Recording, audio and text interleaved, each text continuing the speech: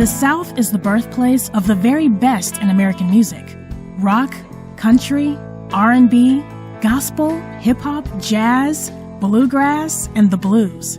The soundtrack of the South echoes from the mountains to the sea and crosses all genres of the American musical experience. The Southern Chord podcast is on a mission to collect engaging conversations with those musicians, vocalists, songwriters, and producers who have crafted the most compelling lyrics and melodies from the American South.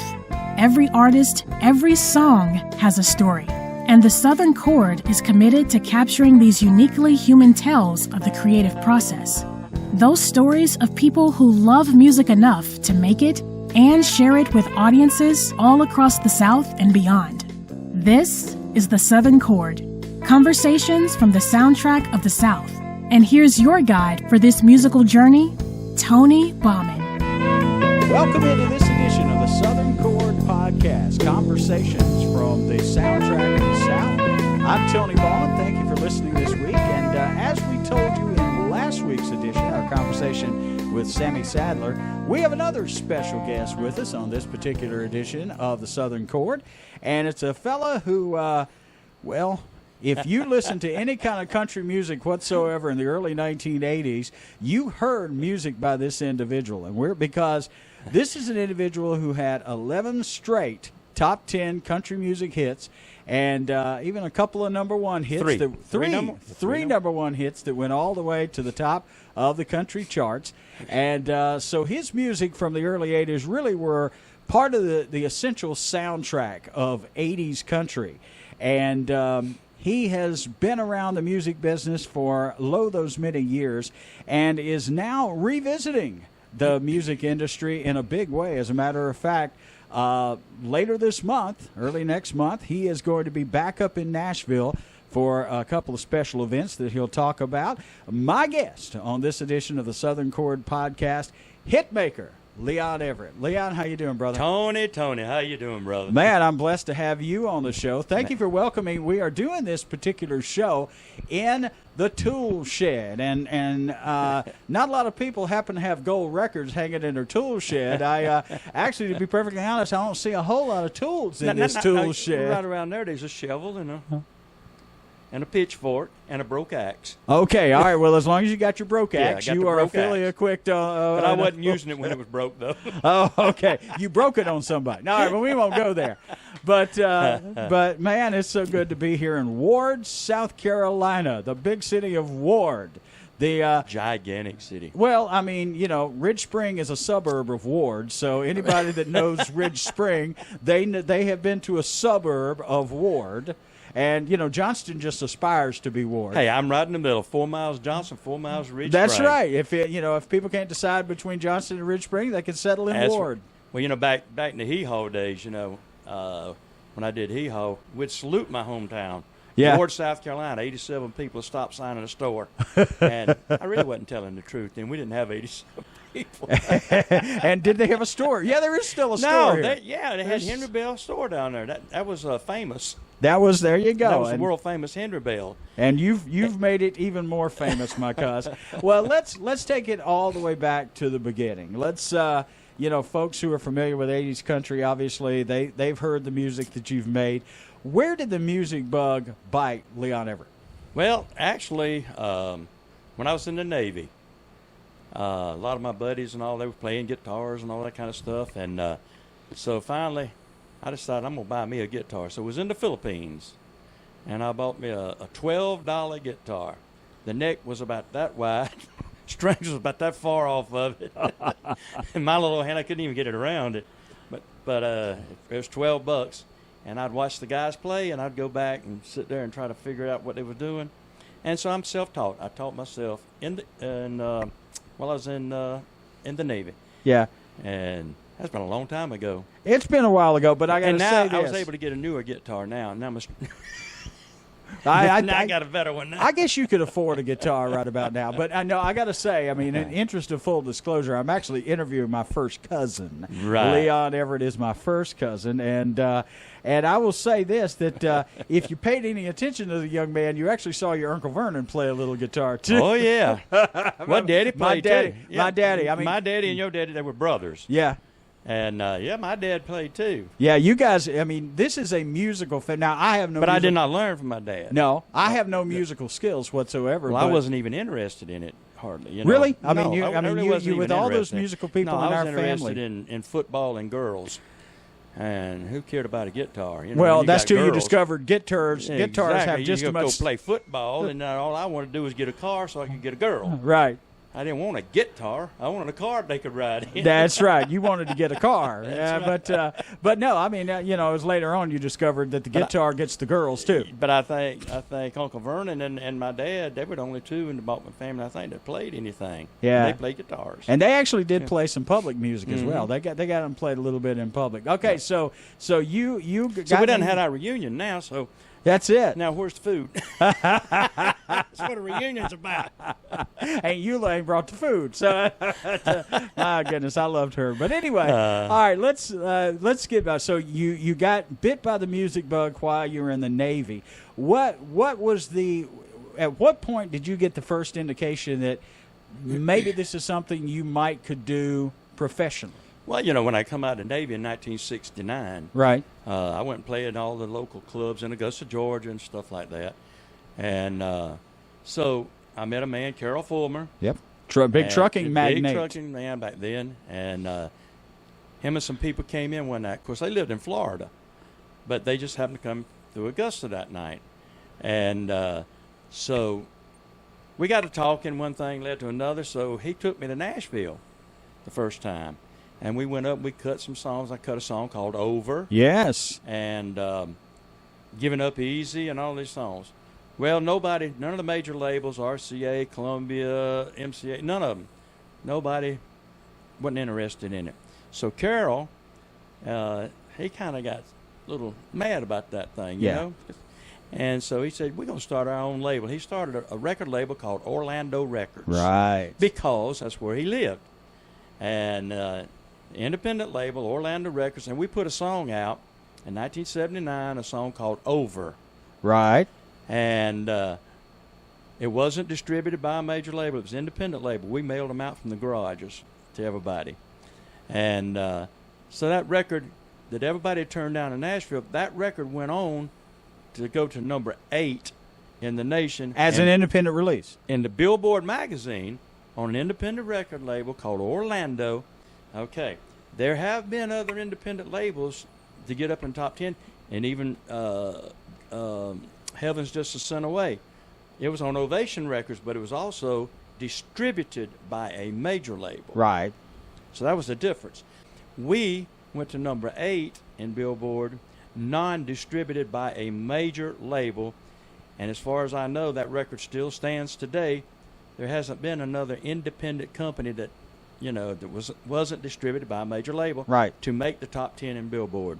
So that's what really kicked it off. You scratched the surface a little bit, though, earlier than that with a record called Goodbye King of Rock and Roll, didn't you?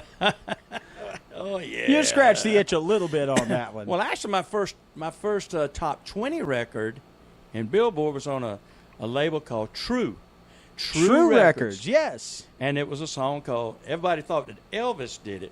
And Elvis did do it on his live Hawaii when he made the comeback from Hawaii. Yeah. He did it from live, Hawaii. but he never did put it out as a single. And it was a song called Still Loving You. You remember that? Yes, I do on remember True that. Records. On True Records, yes. That was my first top 20 records. Still loving you just like before, but only now I love you more. There you go. That was my first top 20 record. So you scratched a little bit of. I mean, before you became a breakthrough mainstream artist, you did sort of flirt a little bit with recognition on the music industry. I did, and then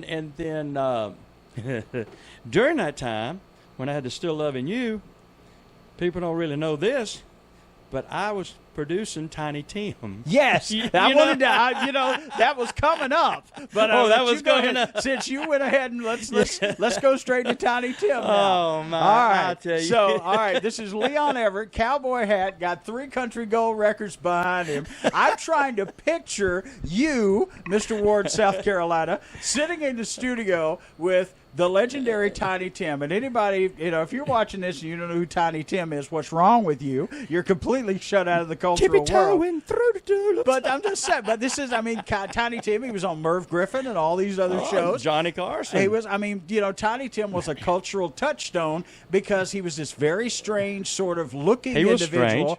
But he had this incredible falsetto voice, played the ukulele, and you're sitting in there producing a record for Tiny Tim. You got to take me there, Leon. Tiptoe through the tulips guy. But when he came to Nashville, he loved my song, Still Loving You. Right. And that's how it all came about. It was you and he Tiny loved Tim. that song. Yeah. Tiny Tim was a fan of Leon Everett before it was cool to be a fan of Leon exactly. Everett. Okay. And it really blew my mind. Tiny Tim knew who I was, And so anyway, they was talking to labels and all in Nashville because everybody wanted him to do something, country. So they called me because Tiny Tim was talking about me and Still Loving You. Yeah. He wanted to meet me. So I went in, they called me, and I went over and I met him and all this kind of stuff. And, yeah, he's strange, but he's a super nice guy. I've heard that. And the guy's a genius. He is a genius. He's like a walking encyclopedia. You could ask him anything, and he knows it. And but anyway, here I am, a country bumpkin from Ward, South Carolina, and there Tiny Tim is. I've seen him on the Ed Sullivan Show. Yeah. Right there, tiptoeing through the tulips and all that stuff. And he wanted to meet me. So one thing led to another. We became buddies, I guess you'd say, in that sense. Well, if you're sitting there on the console and you're turning the dials with Tiny Tim, of course his career, Tiny Tim's career is in the hands of Leon Everett for this period of time. Well, it was, so long story short, all these big producers in Nashville was wanting to get their hands on him. He was just flat telling me, he just the way he talks, I want Mr. Everett to produce me. There you go. And I'm going, what? So I said, yeah, I'll do it, whatever, So he come up with some songs. One of them was going to be, I Want to Be a Country Queen. Oh, there we go. Yeah, that's what. I don't know if y'all remember it or not. It was a big hit, Yeah. So, I want to be just like Miss Dolly. I want to be a country queen. Well, let's see. He was a groundbreaker even then. But we had steel guitars going to fiddles, all that stuff in the background while he's singing Country Queen. I love it, man. And then we did another one called I Ain't No Cowboy, I Just Found This Hat. And what are you laughing over there at me for? I'm not. I'm loving this. I'm loving this because I'm picturing sitting there in the studio with you sitting there at the console. Tiny Tim is in the ISO booth singing about being a country queen, and you're just seriously pressing the dials. I love it. Yeah, it was serious, all right. Yes. And you're talking about how he was on all these shows. Well, it wasn't long after we recorded that, and he came out on radio, and it was taking off and all that stuff. And then I'm trying. Everybody started, picking at me on Nashville. Oh, come on. Oh man, you producing Tiny Tim? Come on, give me a break, and all this stuff. Well, there he is on Johnny Carson's show, and he's talking about going to be a country queen, and then he started. And I had the honor of Mr. Everett producing me. So you got a shout out on the Tonight Carson show. I said, well, so much for hiding this. There you go, man. So if anybody out there wants Leon Everett to produce your next record, The Tool Shed in... it's funny. It's funny and all, but go to Johnston, take a right, and you can record at the Tool Shed. Yeah, the home recording of Tiny Tim. But no, I know we're laughing. But he was a great. A super.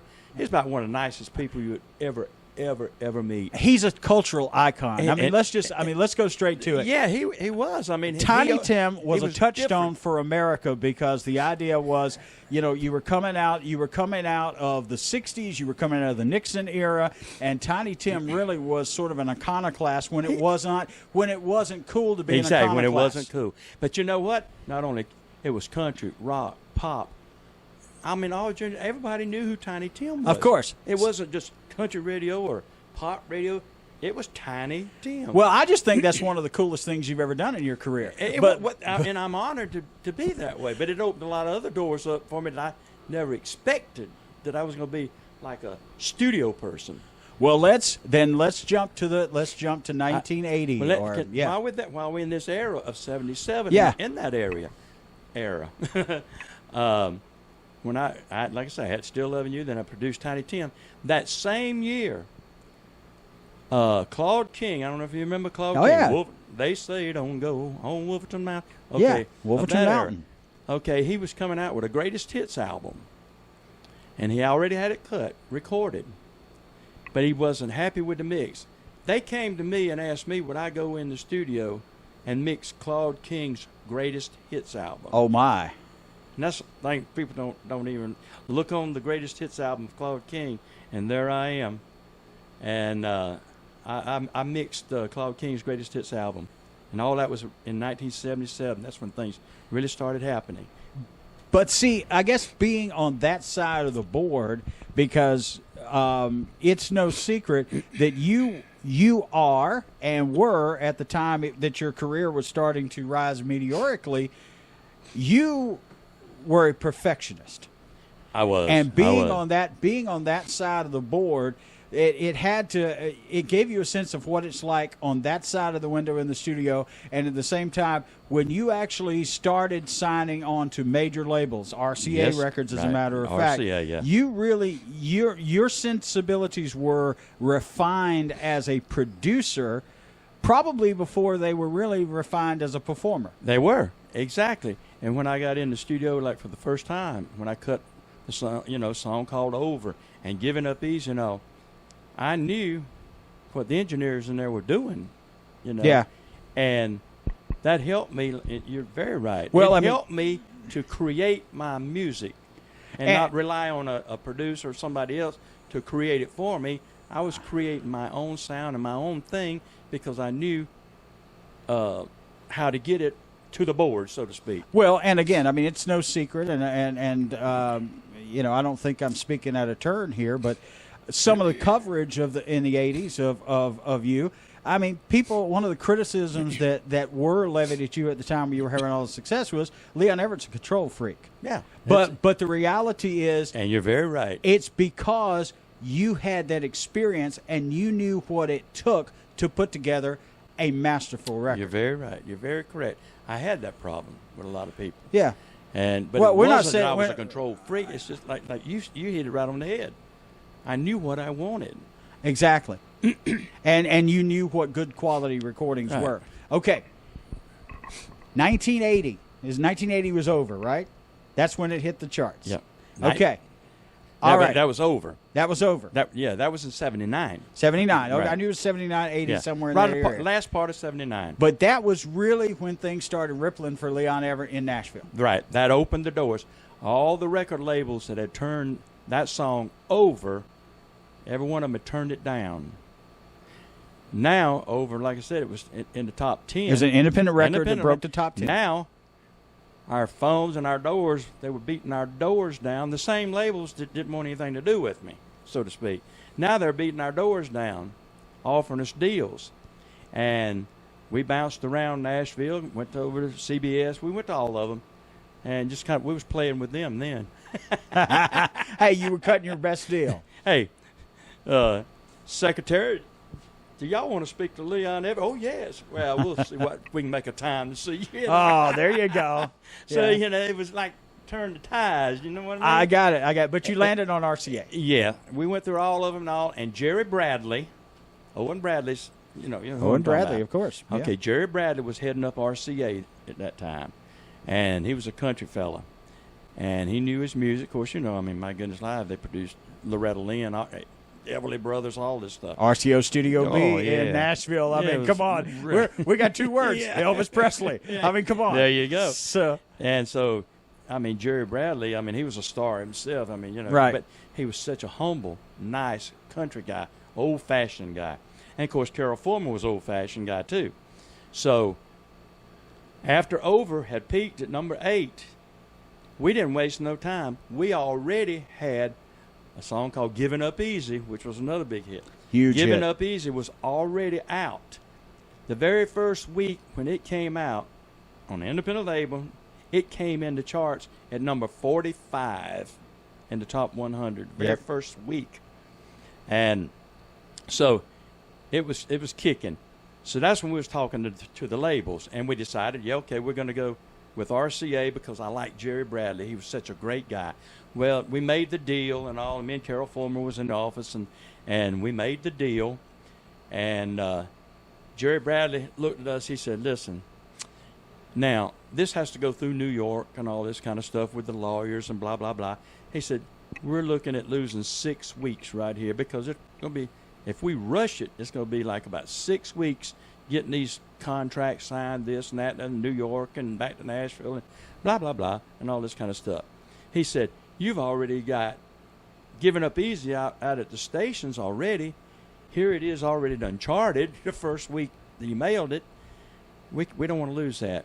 He said, and he told Carol Fulmer, he says, I'm old school. I'm a man of my word. He said, I believe in the handshake. He said, a piece of paper is a piece of paper. And he said, that kind of stuff. He said, I really could care less. A handshake is a handshake. If I give you my word and we shake a handshake, it's a contract. So before there was a single bit of ink on paper, you had a handshake deal to go with RCA Records. Right. 6 weeks before we ever got a signed contract. And 6 weeks we was already up, hitting in the top 10. Breaking in the top 10 with Giving Up Easy. With Giving Up Easy. But he called all the people. We shook hands. He called all the people in at RCA in the conference room and all and introduced me as the new artist on RCA. And he told the promotion men that because they had 4 in-house promotion men and they had the United States split up. He told them all, he said, I want you to get on the phones right now to every radio station because they report to Billboard and inform them that Giving Up Easy was going to be reissued on RCA label. But until that time comes, do not stop playing the Orlando record. And that's what they did. So it never lost momentum. And, of course, it went on to be what was number three or four. Number three in like the, yep, number three in the nation, nation, like that. And but it had been reissued on RCA. But it was already in the top 10 before we ever, like you said, signed the ink on the paper. Well, let's, again, you had 11 top 10 records. But straight top 10. Straight 11. Yeah, I had straight. more than that, like counting Still Loving You and 11 straight straight top 10. Straight, yeah, 11 straight top 10s. But let's talk about the storm that hit, and it was the storm that effectively changed the branding of Leon Everett. 1980. There's a little record that was actually written by an Aconite. Yeah, well, by Stuart Harris, Keith Stegall, Stuart Harris, and Tom Schuyler. Yeah, and this was a little record called Hurricane. And this basically, when that record came and went all the way to number 1, it effectively changed the branding for Leon Everett. It did. Your band became the Hurricane Band. Became the Hurricane Band.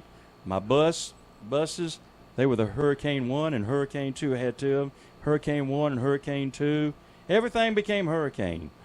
And but it changed everything. And back then in 1980, that's all you heard on the radio. You couldn't turn the radio on without hearing Hurricane. And when it seemed like I lived in Louisiana and Texas. It was like the national anthem of Louisiana. Yeah, it pretty much was. It really because, was. that first line, 30 miles out in the Gulf Stream. Yeah. It's what it was about. Yeah, and then, of course, the chorus. And you could probably do it far better than I can, but the mention of the Pontchartrain. Yeah. Yeah. Well, I was born in the rain by the Pontchartrain. There you go. Underneath that Louisiana moon. And there you go. That became the line. It was and catchy, baby. But you know what? I'm ashamed to say this. I'm from Ward. You never saw the Pontchartrain? I didn't even know I was thinking the song. I said, I had no idea what Pontchartrain was. And I didn't want to ask nobody because they say, boy, where'd this dummy come from? So I'm sitting there all over the place saying, well, I was born in the rain by the Pontchartrain underneath that loop. What's a Pontchartrain? And man? you're singing it coast to All I know coast. is under the moon's all I know. And you're saying you're singing it coast to coast. You're singing it in Louisiana. You're right there singing it at the Pontchartrain, and you have no idea. It might have been a dog named Pontchartrain under the moon. I don't know what. I love it. That's beautiful. But I mean, and it took me a long time, you know. And I just finally said, what is a Pontchartrain anyway, man? That's the lake that goes through. That's the bridge. Yeah, it's Lake and all Pontchartrain. that. Yeah. Well, now you tell me.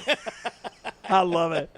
But that really did change everything. It changed everything. I mean, you know, gosh, I mean, TV shows was opening up. Man, we was doing. Back then, they had all the shows on the Nashville Network. Oh, Pop Goes the Country, Nashville yeah. on the Road, and Nashville Now. Nashville Now with Ralph Emery. I was on that all the time. Right. But there was just so many shows going on during that time, and man, I was popping up everywhere on all of them. And then they had a show on the Nashville Network, The Voice and America's Got Talent. Yeah. They think all that's new. No, it wasn't. Nashville Network. Yeah. They had You Want to Be a Star. Right. That's what it was called. That's right. You Want to Be a Star. I was a judge on that. Yes. And but that's where the talent thing started. It actually started in the Nashville Network. Yeah. And you can be a star. Exactly. And it was the same format like they do now. You get them and you judge them and blah blah blah. You were flying high, and fame came hard and fast for Leon Everett. It really did. And I did the Merv Griffin show, and I did all of these shows. Oh, you did the big shows. I mean, you were truly. I was on Johnny Carson's the Tonight Show. Yeah. And they used to do all the top 20 countdown. You remember back then, Bob Kingsley. Yeah. Bob Kingsley. They did all the Casey countdowns. Kasem. I was on all of them, and they did a special, the top 20 of the year, in Las Vegas at the Imperial Palace. Right. And for the year, Hurricane, I was number 8 for the year. Right. That's how strong it was. It was huge. It was huge. And it was so. And you had a good run for about 5 years. 5 years. Mm-hmm. About 5 years in Nashville, you were I was it flying star. high. And during that time, I was one of the first country artists to play Wembley Stadium in London. That's right, in we London. We broke country music in London. At Wembley Stadium, At yes. Wembley Stadium. And I was also the first country artist to ever be Grand Marshal of the Mardi Gras. Exactly. You were on the crew there at Mardi Gras. Yeah. Let me say this, too. And anybody that was fortunate enough in that period from 80 to 1985 to see a Leon Everett performance, and I will never forget that there is actually a video somewhere, you can find it on YouTube or whatever.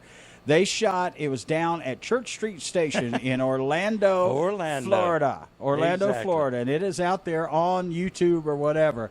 But it'll give you a sense of what a Leon Everett live show was like. And you and I have had this discussion before. You basically, in 1980, and in that period, you were doing things that made Garth Brooks famous, 10 years later. I mean, you were hanging from the rafters when hanging from the rafters weren't cool. I was called the Ted Nugent of country music, and I was called an outlaw. And the Outlaws came in. The Outlaw area came in that time, but yeah. I think they was meaning something different about me. I don't know and I was called a maverick. I was called everything. And I remember, here's something. I'm one of the only artists that ever kicked the Grand Ole Opry off of the air. Kicked them off of the air for 3 minutes. Because you I got banned from the Grand Ole Opry, and that was in 1983.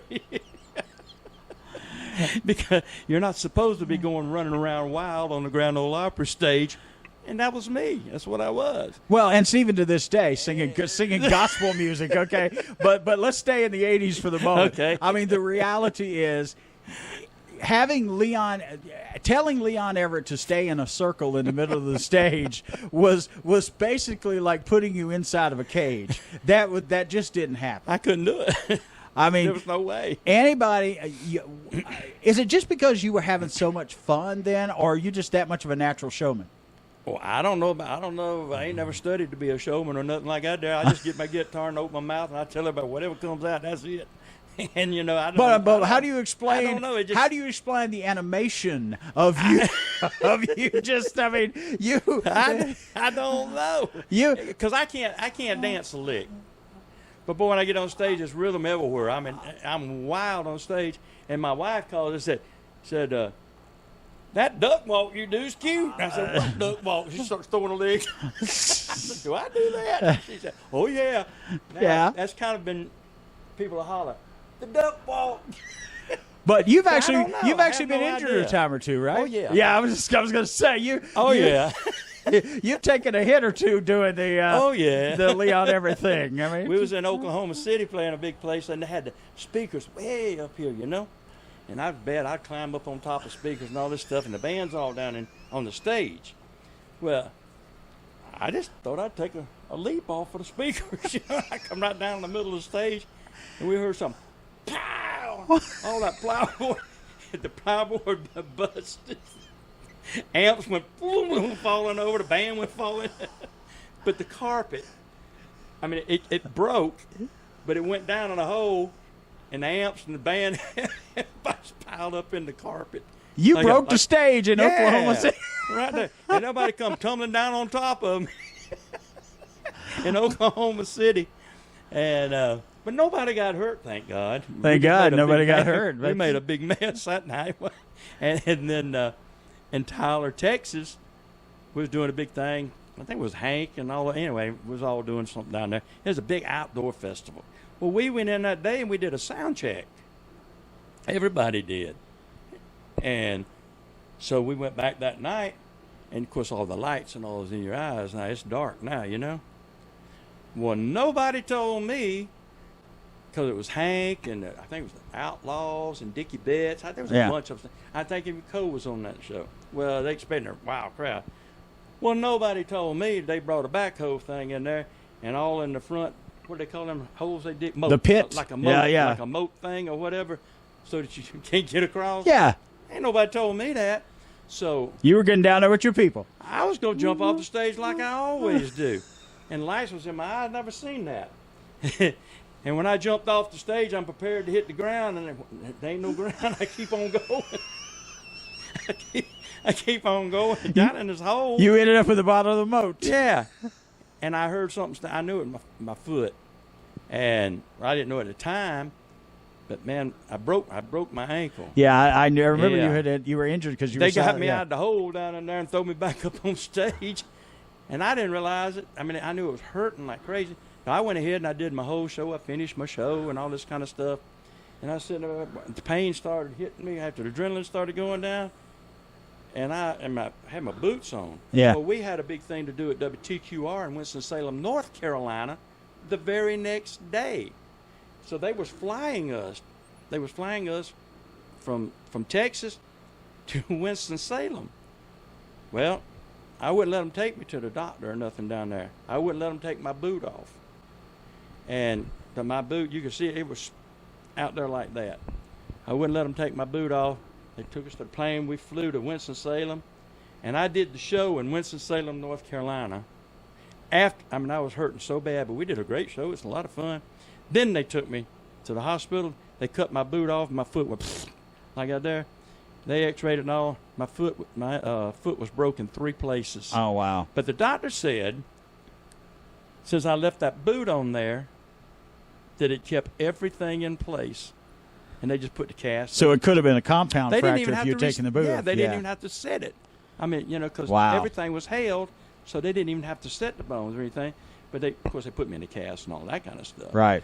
And but anyway, and there's more things, but then we ain't got enough time to tell all my stuff. But the whole point was you sort of broke that wall of, instead of just standing up there playing your guitar, singing your songs, you really brought a lot of showmanship into the Leon Everett experience. It really, and that's when I first met Garth Brooks. Yeah. I met Garth Brooks anytime we was playing out in Oklahoma, around Norman, Oklahoma. He was in college at the time. Yep. And he was playing acoustic thing there, the pizza thing.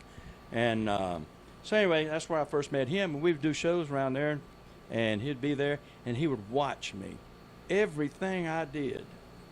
And then it was like, after my career was over, it's like 10 years later, I see Garth is on TV. He ain't got no strap on his guitar, because everybody said, "How do you play a guitar with no strap?" I don't know, I just do. But Garth come out there and no strap on his guitar. He's playing this. He's running all over the place. He starts climbing on speakers. This boy really got big and got all this stuff to do it for him. He was acting literally climbing on speakers. Same thing I used to do. So Garth Brooks took some Leon Everett playbook. Well, I guess. Let's just call it like it is. Leon Everett. But he wasn't called the Ted Nugent of country music. That's how much it had changed. Garth Brooks, you need to send Leon Everett a check. I'm just saying. But all right. But at the time, and I want to segue into where you are now here in a little bit of time we got left. But you broke at the time when so many of the iconic figures in country music came up at the same time that you did. Mm-hmm. I mean, right now there are artists that are regarded as legends. And I consider you a legend because you're family, but I consider you a legend because I think you're an underappreciated part of the history of Nashville, if I'm honest. Exactly. I believe that you are underappreciated in what you contributed to Nashville. But you broke at the same time as a George Strait, as a Reba McEntire. We used to tour together. I was going to say, I mean, talk a little bit about that. I mean, we was all on about the same level. You came onto the scene about the same time as King George and Reba, who now is, she's so famous she goes by a single name. Exactly. But I mean, does it ever bother you that you are here and you're content and you're happy, and I know that you are. But does it ever bother you that guys like George Strait, like Reba McEntire, are still headlining Mercedes-Benz stadiums and those venues like that? Well, it used to. It used to a little bit, but no, not now. It really doesn't. Now that I know where my life is now, right? I believe I wouldn't even be here today because my life was so bad. If you want to get in that, I don't mind. I'm open about my life. Well, and that's the area I wanted to go into. But but I mean, I had the alcohol problem. I had all kind of problems. I would be dead today if I hadn't changed my life around. But had the things that happened with RCA and me, we got into it over disputes and stuff, and then, like I say, I'm not taking up for the alcohol, but alcohol had a big part of it. Well, sure, of course. And and you spent a brief period of time at Mercury. Yeah, a very brief time, because RCA actually was going to sue Mercury because they said I owed them another year on my contract, but yet RCA had blackballed me. Yeah, and they wasn't doing anything, had blackballed me, so I went over to Mercury Polygram because they'd been wanting me to come over there. Right. And went over, and I recorded an album for them. And we put out a song called Till a Tear Becomes a Rose. Yes. And so... Yeah. That's Mercury calling. They want their money back. No.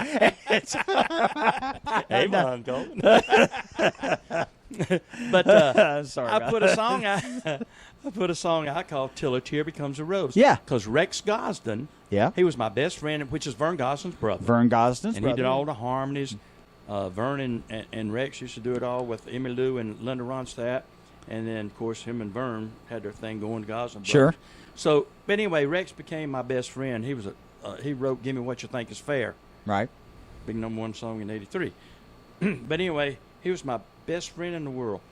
Well, his favorite flower was just one rose, not a bouquet. He just one rose. That was his favorite flower. So when he died, Bill Rice and Sharon Rice, his wife, they knew all that. Because we were so close. They wrote a song called Till a Tear Becomes a Rose. Right. And I recorded it. And that thing took off. Oh, it was iconic. Crazy. But all of a sudden, you never heard it on the radio again. What happened? And they called me at Mercury and said, listen, we had to pull everything because we got a letter or notification from RCA that there would be a lawsuit in there that I was still under contract. And I said, ain't this crazy? And that led to bad feelings, of course. Sure. Of course, then 10 years later, Keith and Lori. Yeah, Till Keith the River Whitley Comes and a yeah. Rose, exactly. And what made me mad about that, they were on it. Lori was on an interview, talking about how it was that song was written for them because of their such a love affair. And I got hot, I got mad. It was marketing. That was 10 years later. Yeah. A lot of people don't remember that you recorded that song a decade before Keith Whitley and Laura Morgan. But that's the reality. That's politics of Nashville. But and you escaped it. I mean, yes, you were riding on top of the world for 5 years. 5 years. You hit the brick wall, and actually, we can come back and do this on another segment. I'm but fine. I want to tell my story. What I want to do is you have a song that really, I think, captured you because you still perform a lot of your country records, but maybe a lot of folks don't know that you have given your life to Christ. 27 years ago. You are a sold-out Christian. Sold-out, blood-bought. And you a sold-out, blood-bought Christian, and you had a song. And not ashamed of it. And nor should you be. I will. But here's the thing. You had a song that to me kind of was about as autobiographical a song as anyone could ever record, and it was called When Jack Daniels Met John 3:16. That's it. And the reality is that song ultimately sort of summarizes where you were. You were on the top of the world, and then for any number of vices or whatever, you were flat on your back, basically with no place else to look but up into the face of Jesus Christ. Exactly. And that's I was where in the gutter, so to speak. Yeah. And then you were redeemed by that simple promise that is in John 3:16. Yes, sir. Which is, and I think any of us growing up in a Christian household could probably recite it it's like it's one thing. It's one thing. That's all it is. John 3:16. John 3:16. It tells the whole thing. For right whosoever believeth in him shall not perish, but have everlasting life. And so I got it. That's what I'm saying. A career in Nashville can come and go. That's right. The money can come and go. You can be a millionaire today and broke the next. But the reality is, what is the one thing that is eternal? Jesus Christ. Your I'm going redemption. to heaven with my daddy. Amen. And with my daddy too. That's right, brother. But that's, I mean, here you are now, and there's a lot of people that they crave money, they crave fame, they crave all these different things. Well, I was a multimillionaire. Yes, you were. You made an awful lot of money because people can make an awful lot of money in Nashville. But the reality is, right now, you are out playing in small churches. You're out on Sunday morning being worship director at Faith Community Fellowship Church. You get invited to come and play at small churches, big churches, and whatever. And the reality is, when I see you, and there's actually a little Tom T. Hall song that you do that pretty much is where the old Leon Everett starts coming out a little bit. And I'm like, all right, there you go. Me and Jesus, we got our own thing going, y'all. Me and Jesus, we got our own thing going on. I'm just a country boy. We got our own thing going, me and my Jesus. It is so amazing when you do me and Jesus. That is fantastic. And but the reality is you seem and I saw you at the height of your fame. You put together a music festival right down the road here. You had the biggest stars in country music performing here.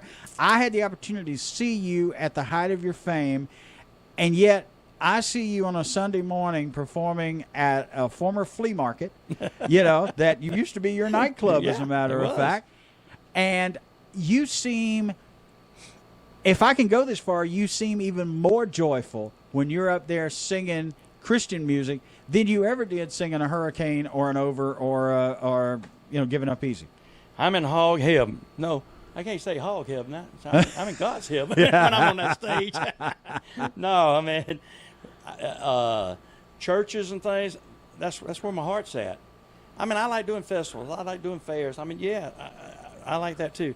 But, boy, being in different churches and all and getting invited to churches all over the country and get in there and share my testimony and let them know that, I'm just a country boy and me and my Jesus, we got our own thing going, Right. But the reason we got our own thing going is because of John 3:16. When Jack Daniels met John 3:16, I tie it all together. It's beautiful. And where I was, where I come from. You have such an incredible story of redemption. And I give my testimony.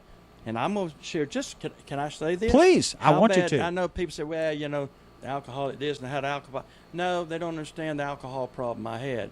I was diagnosed, and this is a medical term. Yeah. I was certified as an extreme alcoholic. Me being a dummy, whenever the doctors, because I went to a clinic, I had to go to a clinic. Yeah. And an extreme alcoholic, well, they don't have to tell me I'm extreme. I know I'm a drunk, But no, they said that is the term. And what it means is you cannot be cured, is what they said. Okay? But I was so bad, Tony, that back in the day, when I was out there, this is how bad it was. All out in Kansas, places like that, back then they had what they call dry states. Yeah. And you couldn't buy alcohol in those days, out in those states. And I remember we was on a big tour out there with, I think it was Emmy Lou and Haggard. I think that's who it was. But anyway, that's been a long time. But anyway, we was on a 2-week tour. And we loaded both of my buses down with cases and cases of vodka so it could get me through this 2 weeks.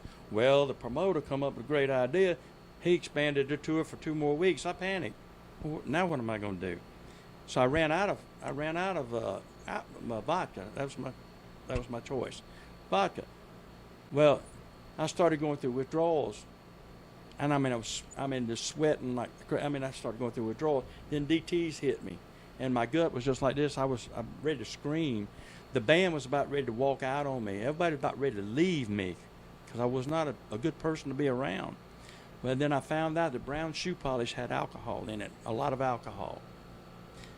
I was desperate. I had them stop, get some brown shoe polish. So we went in and got brown shoe polish. We strained it through a handkerchief. It didn't change the color, but there's like mud all in it, real thick stuff in it. And we would strain that. And I started drinking the brown shoe polish. Guess what? My belly started easing off. One thing led to another. So it worked. From then on, every drugstore, store, whatever, as we was traveling on this tour, the band members would all everybody hit the stores, and we was buying up all the brown shoe polish that we could get. And Tony, that is what I was drinking for 2 weeks, was brown shoe polish. My teeth, they were so brown. I would brush, but my teeth had then got stained so bad and all, but it got me through that 2 weeks. That's when I really knew I had the drinking problem, and that's why I agreed to go to you went into a real rehab. clinic, not a rehab thing. I'm talking about the clinic. The real clinic. Yeah, and I was in there like about 2 weeks, and I almost died. And then when John 3:16 met not just Jack Daniel, but brown shoe polish. Exactly. That's beautiful, how bad baby. I was. That's how bad I was. Now, we got just a few minutes left, but I wanna touch on this. Redemption is a beautiful thing. In 2 weeks, you're going to be on stage again in Nashville, Tennessee, on a Saturday night at the Troubadour Theater, hosting the world famous Tubb Midnight Jamboree. That is beautiful. And I'm actually hosting, and what that means, I'm hosting the whole show, and I have my own guest on there. How does it feel to realize that maybe Nashville is coming around, that there is a place still for a redeemed Leon Everett in Music City? I believe that, Tony. The last time I played on the Midnight Jamboree was in 1984. The last time I played the Grand Ole Opry was in 1983. And that's the night that I got banned. Yeah, because you put them off the air. I got banned, yeah. I got banned from the Grand Ole Opry. All this time, they wouldn't even talk to me. We was up there during CMA Fest. The ban has been lifted on me. I had backstage, go back there and mingle. Me and my wife, Diane, we went to the artist entrance. They said, go to that artist entrance. Your name has been taken off. I got access to the Grand Ole Opry now, backstage again. They've lifted that ban on me. And they are working right now as we're speaking and all on setting a date back up for the Grand Ole Opry. And it's been like, almost 45 years. And his return. And how great would the that Ernest be? Tubb Record Shop, the Ernest Tubb, the Midnight Jamboree that we're doing September the 2nd, Right. and I'm hosting it after all these years. That's opened the doors up because, the Midnight Jamboree and the Grand Ole Opry run together. Yeah, they're So right it's down been the like street from each other. 89 years, or 79 years, I think. 79 years. And it's still broadcast on WSN, isn't it? Yes, so you will be broadcast on WSN. And I ain't going to knock that them night. off this time. I understand. Oh, man. And that's so exciting. You knew after that weekend we're going to have to do another podcast. Hey, I'm ready, bro. I mean, we got to do this. We got to do this again after your triumphant reentry into. I hope you can make it to Nashville. You know what? I'm planning to get up there. I think it might not be a bad idea to tape that podcast that week in Music City with Leon Everett and Sammy Sadler, because he is on that show with you. He is. And then the next day we're doing I'm doing the Cowboy Church on Sunday morning, and I'm playing on the Cowboy Church also at the Troubadour. Exactly, the famous us, Cowboy Church. And I'm playing on Sunday morning at the Cowboy Church. On Monday, I'm doing another big TV show. I forgot what it's called, but it's syndicated. And I'm doing it with Sammy Sadler. Exactly. And a couple 3 minutes, you're not just going back into Nashville just by yourself and with Sammy Sadler, who we had on the podcast last week, but you're sharing the love this time. You're bringing another local boy up with you. Go ahead and give him a shout out. Am. Give him a shout out. I am so tickled. Robbie Cockrell, man, he's a local boy, and I'm telling you, talk about talent, that boy can sing now. And just a good human being, too. That's the thing. I love him. Because he's country. Yes. And when I say country, I ain't meaning this stuff. I'm talking about he's the real deal Lucille. I mean, he is country. And he is so awesome. Well, I am so proud and honored. I was talking to Grace Records in Nashville. I was telling about Robbie.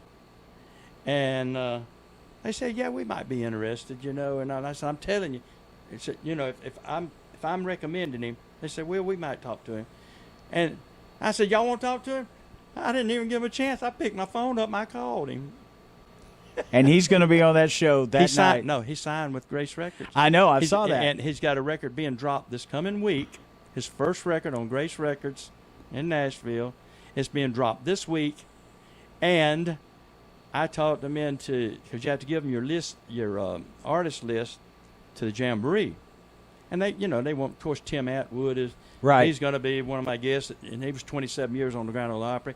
And, of course, Sammy Sadler, he's going to be one of my guests. And I got him to let me have Robbie on there. So Robbie's coming to Nashville, and he's going to be on the Midnight Jamboree on September the 2nd as one of my guests. That's beautiful. And I am so proud. And I'll go out and buy me a ukulele if you'll produce my first record. But anyway, no, wait, you've done that, right?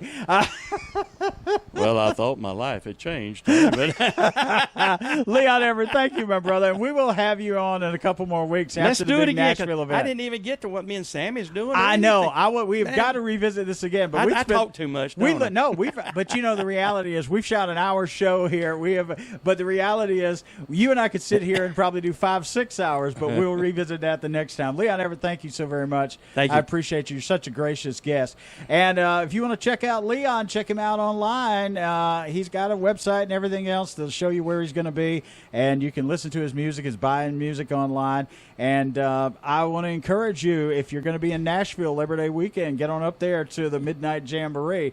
That'll be fun. And if you'd like to be a friend of the Southern Chord podcast, obviously we have a link online that if you'd like to help me buy gas money to get from McCormick to Ward, we can do that. But I'm grateful for that. But thank you so much for listening to this edition of the Southern Chord podcast. And we'll be back in a couple weeks, I think, with Leon Everett right here on this podcast. Thanks so much for listening. We'll see you next week. God bless and see you on the Southern Chord.